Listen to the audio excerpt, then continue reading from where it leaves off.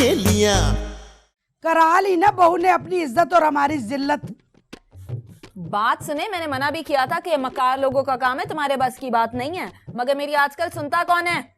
हमें नमाज रोजा और तस्बीह पढ़ते देखकर पूरा मोहल्ला इतनी इज्जत करता है जैसे किसी बाबे की करते हैं। मगर ये हमारी बहू बेगम लोगों को ज्योतिषी बन के दिखा रही है, हाथ देख रही है, लोगों के हालात देख रही है। पहले अपने तो देख ले।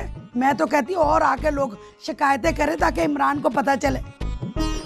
छोड़े ना भाभी, कुछ लोग बेइज्जत होकर भी बेमजा नहीं होते हैं।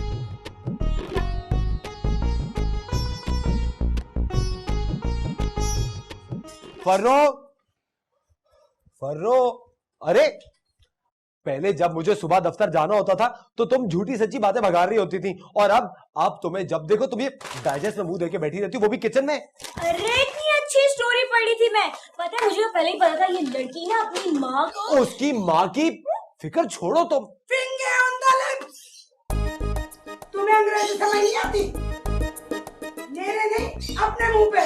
और ये मेरा बोर्ची खाना है, कोई दूसरा खाना नहीं है। सुनो, जाओ जाके मेरे कपड़े निकालो, मुझे दफ्तर जाना है। अरे हाँ, मैंने धोए थे, अभी लटका देती हूँ, सूख जाएंगे। स्टाइल मार रही, तेरे बाप ने बड़ी प्रॉपर्टी दी है तुझे। जल्दी करो, मेरे कपड़े निकालो, मुझे ऑफिस जाना है, देर हो रही है।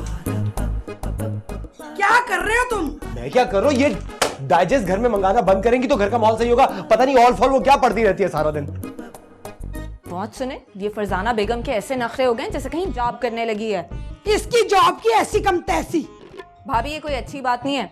ये झूठी बातें करके बेचारी मासूम बच्चियों को गुनाह के अंधेरों में धकेल रही है। खुद को लगा ना जोर का झटका, मुंह दिखाने के काबिल नहीं रही मोहल्ले में। आपको पता है, आज मैं क्लिनिक से वापस आ रही थी तो कुत्ते वाली आंटी ने क्या कहा? क्या कहा? कहने लगी कि मैंने सुना है कि फरजाना बेगम पकड़ी गई हैं। मैंने कहा मुझे तो नहीं पता, ऐसी कोई बात नहीं है। तो उन्होंने कहा कि काउंसलर जो हमारी नई पड़ोसन आई है उन्होंने बताया है। क्या बता दिया? यही कि काउंसलर साहिबा अपने मोहल्ले का गन साफ करना चाहती हैं। ये तो इज्जत होनी थी ना हमारी बहू की। और जिन्हें समझा जा रहा है ना, उन्हें तो इसकी परवाह तक नहीं है। फरजाना तो सियासतदानों की तरह ढीठ है, अपनी गलती तो वो मानती ही नहीं है। देख लीजिएगा, एक दिन सर पकड़ के रोएगी। रोएगी नहीं, रुलाएगी। बड़ी खबीस बहू है, सियासतदानों की तरह अपनी बात को लाखों की, दूसरे की बात को खाक की। वाह भाभी, क्या बात की आपने। चलिए इसी बात पे एक कप चाय पिलाते हैं। पति नहीं है घर में। पति तो मेरा ही नहीं है भाभी। अल्लाह, बच्ची ने अपने मुंह से मांग लिया पति। मैं जाके किसी रिश्ते वाली से बात करती हूँ।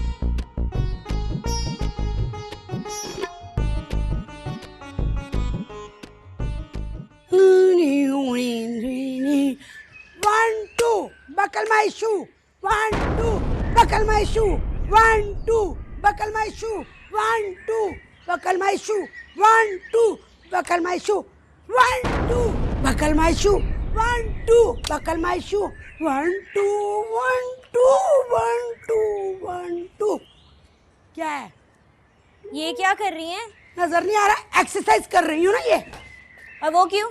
जाहिर है मेरा वेट बढ़ता चला जा रहा था, कहीं स्टॉप ही नहीं हो रहा था। आप किसी की बात मानती हैं?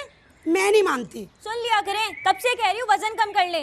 ये तुम किस लहजे में बात कर रही हो मुझसे? मेरा मतलब था आप थोड़ी डाइटिंग कर ले, दुबली पतली हो जाएं ताकि आप लड़की लगे। क्या डाइटिंग करने से मैं लड़की बन जाऊंगी?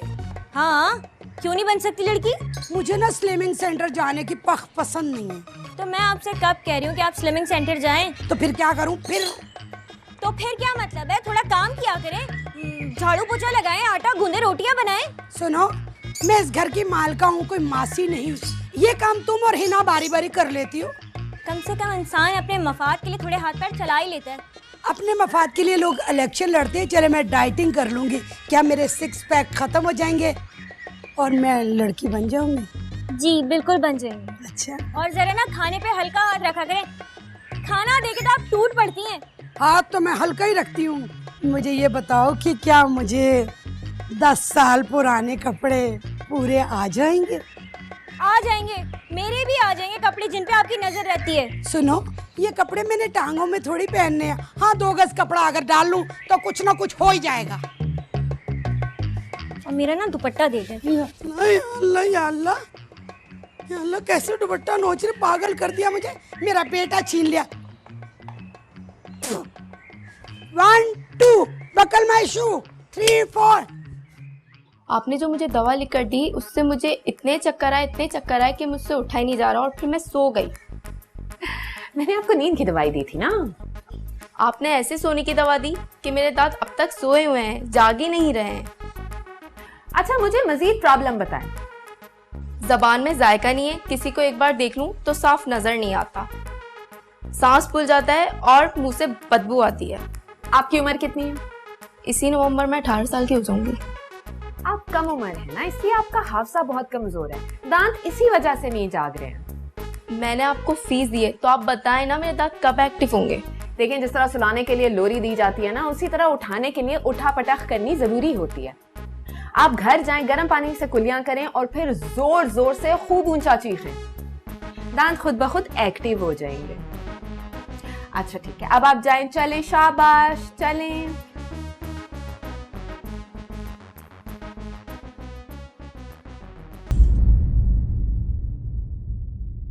वो मैंने सफाई भी पूरी कर ली है, डस्टिंग भी कर ली है, बल्कि जीने तक की झाड़ू भी दे दी और पोछा लगाने लगे हो। जमादार ने कहा कि आप रहने दें। ये सारे काम आप क्यों कर रही हैं? क्योंकि उन्हें मुलाजमा का काम आजकल अच्छा नहीं लग रहा। अगर वो करना चाहती है अपने हाथों से तो इसमें क्या हर्ज है? तकदीर का लिखा